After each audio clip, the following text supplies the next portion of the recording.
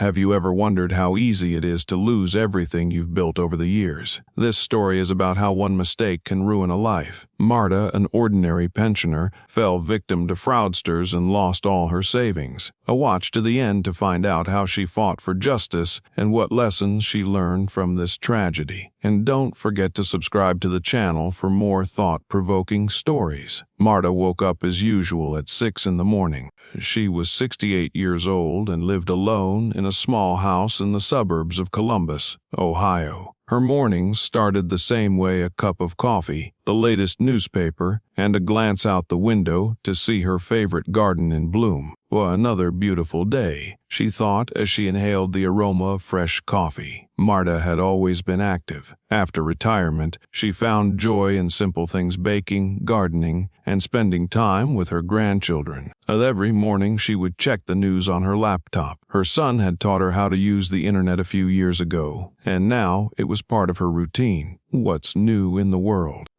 She would ask herself as she logged on to her favorite news site. Family was the most important thing in her life. She had 2 children, a son, James, and a daughter, Sarah, who often visited her with their grandchildren. On this day, Martha called Sarah to discuss her weekend plans. "Mom, are you making your usual apple pie?" Sarah asked. "Of course, dear. It's a tradition," Martha replied with a smile. After the call, Martha decided to check her emails. She had received newsletters from a local store, a retirement club, and even a few discount offers. But this time, a message caught her attention with the subject, "Lying. Congratulations, you've won a $50,000 prize." Marta was surprised. What kind of prize? "I didn't enter any contests," she thought, but opened the email anyway. Letter rig, Dear Marta, congratulations. You are the winner of our drawing. To claim your prize, simply confirm your contact information by clicking on this link. Martha was puzzled. She thought it might be something important, but at the same time she had doubts. Or could this be a joke? Or did I really win something? She said aloud. Martha decided to put the letter aside for later and went back to her chores.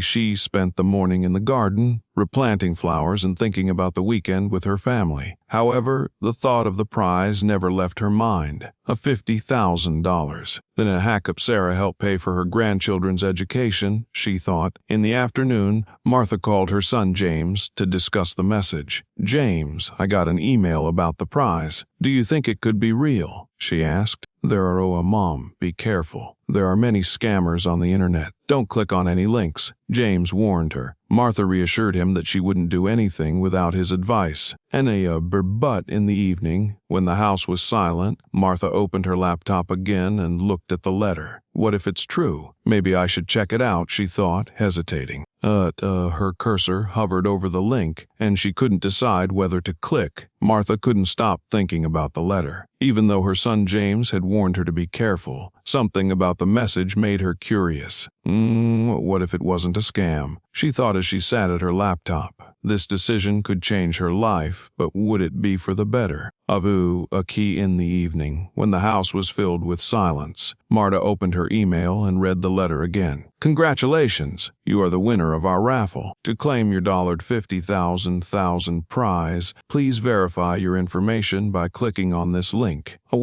I'll try to find out more, she said to herself as she clicked on the link. The page that opened looked quite professional: logos, shiny banners, and big golden numbers with the promise of a prize. The page asked for personal information: name, phone number, address, and even a bank card number. Marta thought about it. Would a real contest ask for such information? But they must know where to transfer the money, she thought. She entered her name and phone number, but stopped when she got to the bank information.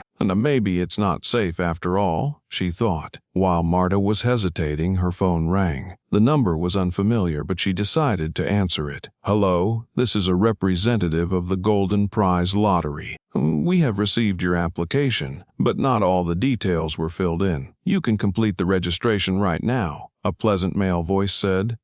This is really about winning?" asked Marta, still in doubt. "Absolutely, Ms. Martha. You are one of the lucky few, and we want you to receive your prize as soon as possible." the voice replied. The man explained that all you need to do is confirm your bank details to transfer the money. We understand that you might have doubts, but you can trust us because we have been in business for over 10 years, he said. Martha was still hesitant, but his voice sounded so confident and friendly. Okay, I'll enter the data, she said. Marta returned to the form on the website and entered her bank card number. It's just for verification, she assured herself, and I can always cancel the transaction if something goes wrong. After the registration was complete, a message appeared on the screen. Thank you for your participation. Your winnings will be transferred within 24 hours. Marta was relieved. Maybe it's really true, she thought, smiling.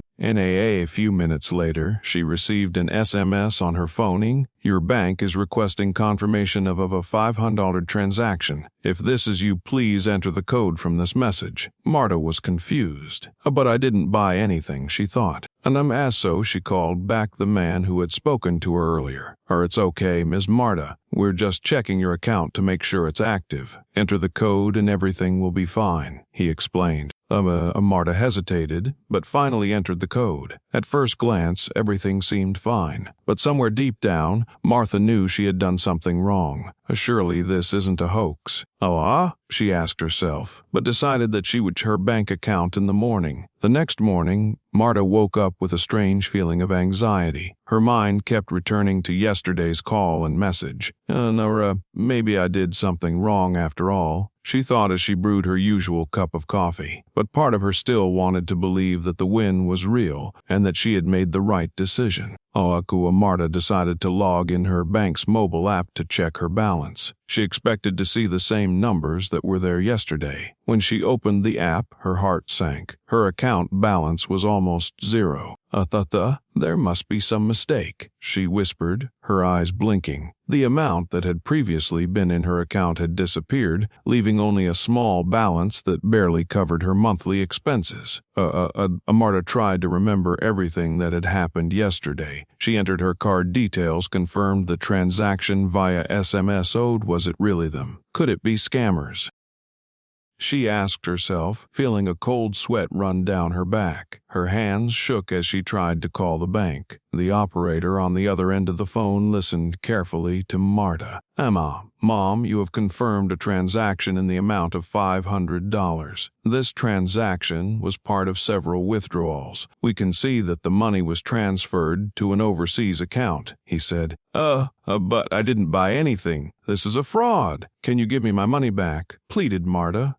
Unfortunately, ma'am, if you have confirmed the transaction yourself, we cannot cancel it. But we can request an investigation, the operator replied. Marta felt her world crumble. She hung up the phone and sat down at the kitchen table, unable to collect her thoughts. All my savings, and the money I've been saving for years to help my children and grandchildren, she thought, clutching her head in her hands. Her eyes filled with tears. How could I have been so stupid? Why didn't I listen to James?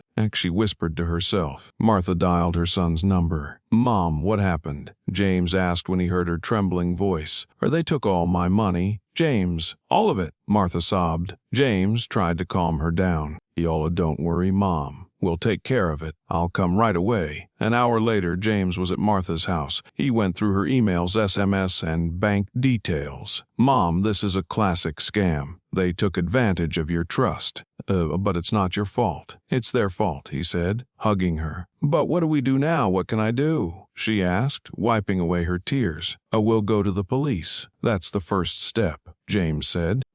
James helped Marta gather all the documents, screenshots of emails, SMS, transaction history. We'll do everything we can to find these people, he said. Marta still felt powerless, but her son's support gave her hope. That night, lying in bed, Marta looked at the ceiling and thought, how could I have trusted him? Will I be able to get the money back? And if not, how will I live now? Marta could not sleep well that night. At every thought of the missing money was squeezing her heart. How did it happen? What should I do now? She asked herself over and over again. Morning came, but with it came more questions and worries. The next day, James took Martha to the local police station. There they met with a detective who specialized in cybercrime. "Mom, we get reports like this almost every day. Internet fraud has become a huge problem," the detective said. Marta told him everything: the letter, the phone call, and how she entered the verification code. "You did everything you could. But these scammers often work from abroad, and it's almost impossible to track them down," he added. The detective wrote down all the details and asked James and Martha to keep copies of the documents related to the transaction. We'll open a case, but I want to be honest, there's very little chance of getting the money back," he said, looking directly into Martha's eyes. Her eyes filled with tears. "Are you saying that's it? That I just have to accept it?" she asked, barely able to control her voice. "No, ma'am. We will do everything possible. But such crimes are complicated, especially if the money is transferred abroad," the detective replied.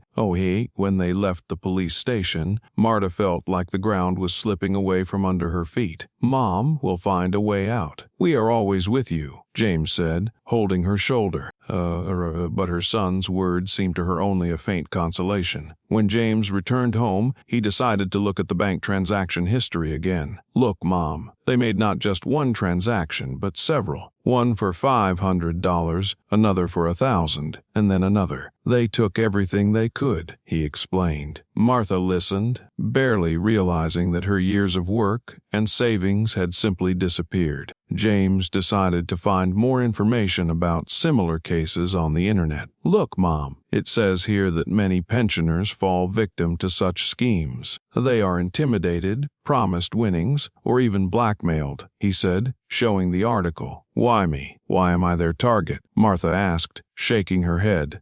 Because you're trusting and kind. They're looking for people like to trick them," James replied. In the evening, Sarah called to see how things were going. "Mom, this is terrible, but we're all here for you. We'll find a way to help," she said.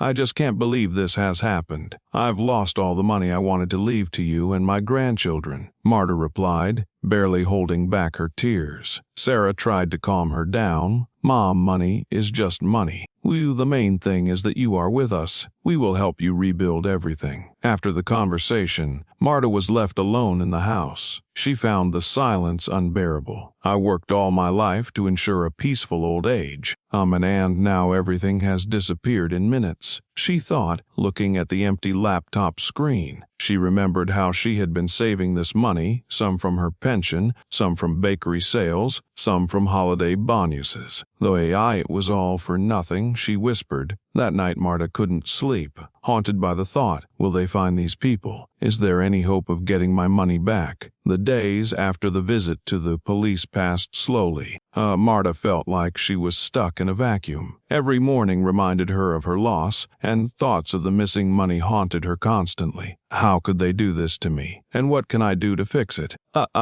She thought as she sat in the kitchen with a cup of cold coffee. A few days later, a police detective called to give her the news. "Ms. Marta, we have conducted an initial investigation. The money was transferred to a foreign account through several shell companies. Unfortunately, it will be very difficult to trace it," he said. Martha was silent, lacking the words to express her disappointment. So there's nothing you can do?" she finally asked. We will continue to work, but the chances are very slim," the detective replied. After that call, Marta felt that her last hope had disappeared. "Is that it? I've lost everything I had, and now no one can help me," she whispered, looking at her trembling hands. Her heart was breaking the thought that years of work and savings had been wasted. That evening, James came to support his mother.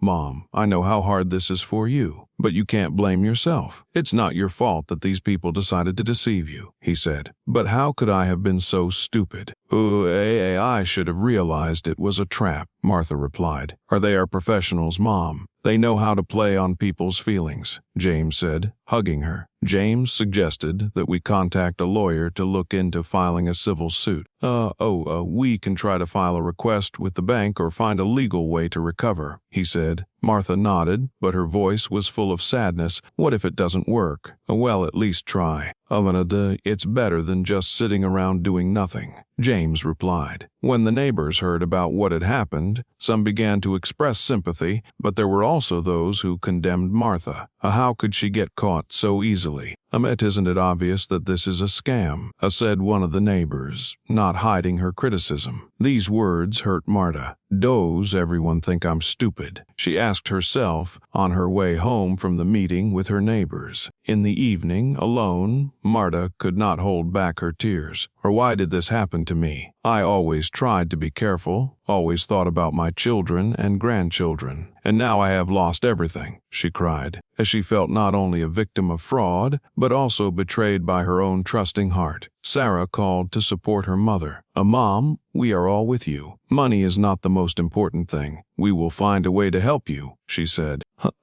But I wanted to leave something for you, for the grandchildren. Now I have nothing, Marta replied. You have us, Mom, and that's enough to start over, Sarah said. Martha hung up the phone, but her thoughts remained troubled. How can I start over if I don't even know where to start? And will I ever be able to trust again? She thought as she looked out the window into the darkness. The viewer is left in suspense. Will Marta find a way to rebuild her life after her loss? And will she be able to regain her faith in people? It took several weeks after the loss of her savings, but Marta gradually began to return to normal. Her heart was still hurting, but she decided that she would not let the fraudsters destroy her completely. I have to make sense of this. If I can't get the money back, at least I can help others not to make the same mistakes, she decided. Marta enrolled in a financial literacy seminar for pensioners organized by the local library. She learned how to protect herself from fraudsters and what signs might indicate a scam.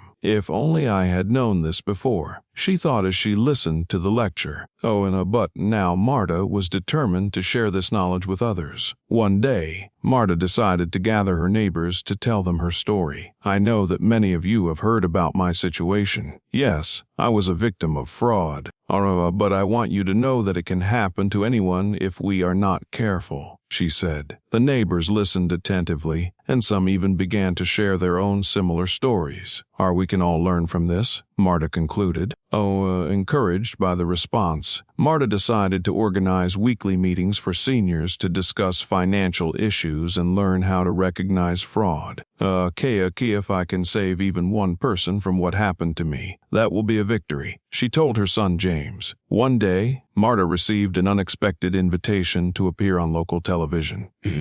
Miss Martha, we want you to share your story. It could be an important lesson for many, said the program producer. At first she was hesitant, but then she decided that this was her chance to do something more. If I can help even more people, I have no right to refuse, she thought. On the show, Marta spoke about her experience and shared her tips on how to avoid being scammed. The most important thing is to take your time and always check the information. If something seems too good to be true, it's probably a scam, she said. Her story touched many viewers, and after the broadcast, people came up to her, thanking her for her frankness. When Marta returned home, she was relieved.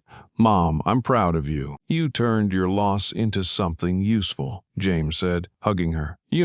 James, I've learned that trust is a good thing, but it has to be combined with caution. I will never make the same mistake again, Martha replied. Martha started writing down her thoughts in her diary to summarize everything she had learned. Trust is an important part of our lives, but we must remember that there are people who use it to their advantage. I realized that being cautious does not mean being cold or distrustful. It means protecting yourself and your loved ones. One evening, Marta received a new email informing her of a win. She looked at it and smiled. I know better now, she said, deleting the email. Several months passed after Marta fell victim to the scam. Despite her pain and disappointment, she decided that her story would not remain a tragedy. If I can't get my money back, at least I can help others not lose theirs, she told herself as she planned her next step. Marta started working on a volunteer initiative to protect pensioners from online fraud. Her neighbors, children, and even the local community supported her. We will create a group where everyone can share their experiences and get advice on how to avoid being scammed, Marta explained during her first meeting with volunteers. The first event organized by Marta brought together dozens of pensioners at the local library. She invited a cybersecurity expert who spoke about the most common fraud schemes. You are not alone in this. Many people fall into similar traps, the expert said. Marta also shared her story. Her words evoked emotions in the audience. I thought it would never affect me. But now I know that it can happen to anyone if we are not careful, she said. After the event, people came up to Marta, thanking her for her courage. Your story made me think. I've received similar letters, but I didn't know what to do, said one woman. You have done a great thing. Thanks to you, we will be more careful, added a man from the audience. These words became a source of inspiration for Marta. Marta began to devote more time to her initiative. She organized meetings, wrote articles for local newspapers, and even recorded a video with tips for pensioners that was shared on social media.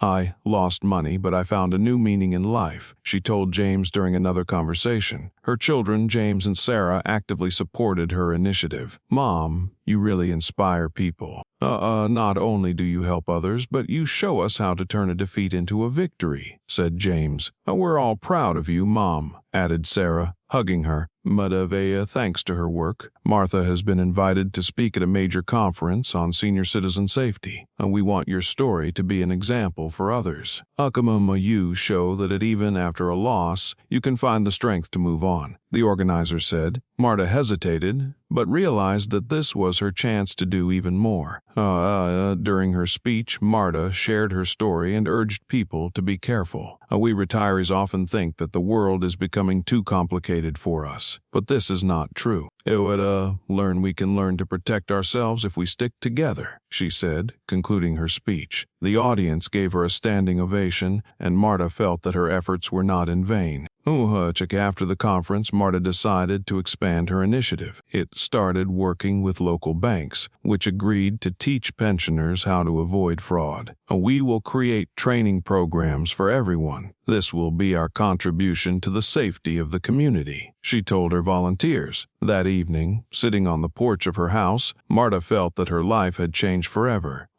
I may have lost money, but I have gained something more important, the belief that even one person can change the world, she thought, looking up at the starry sky. A year has passed since Marta became a victim of fraud. Her life has changed dramatically from painful loss to building a new future. She became a voice for those who were afraid to talk about their mistakes and an example for many. But fate prepared another test for her, one that would make her doubt her trust in the world once again. One morning, Marta was checking her email as usual. Among the usual mailings, she noticed a message with the subject line, "Marta, you have won a fraud settlement." Her heart sank. Again, she whispered, anxiously opening the letter. It said that an international organization that investigates cybercrime had found her case and was ready to pay compensation. All she needed to do was confirm her personal data. Marta sat at her computer, hesitating. This could be real. But at the same time, it could be another trap, she thought. She remembered how hard it had been to recover from her previous loss. But now she knew more and decided to proceed with caution. Martha called her son.